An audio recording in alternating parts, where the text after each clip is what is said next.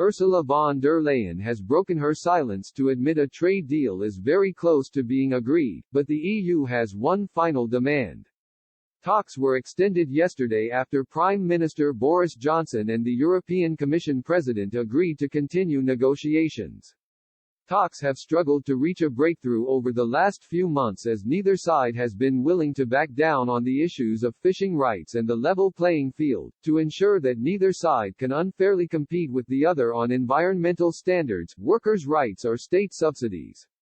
Mr. Barnier confirmed that those remain the main issues as he said that two conditions are not met yet but this deal, it is still possible. Ms. von der Leyen added this morning that EU and British negotiators are on the very last mile in negotiations for a trade deal and the architecture in place is fine but some details remain over the level playing field. She said, "We are on the very last mile. We want a level playing field, not only at the start but also over time. This is the architecture that we are building. We're fine about the architecture itself but the details, do they really fit?" The UK's transition period with the EU expires at the end of the month, meaning any new deal would have to be in place by January 1. Another issue which has plagued the negotiations has been the legal mechanisms to govern any deal. However, Mr. Barnier did not mention this in his latest update, suggesting those difficulties may have been resolved. Mr. Barnier said the next few days are important if a deal is to be in place for January 1. He said, "It is our responsibility to give the talks every chance of success.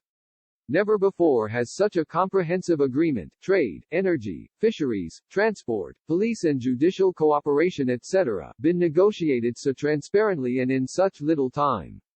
Downing Street has repeatedly said Mr. Johnson will rule out negotiations continuing in 2021.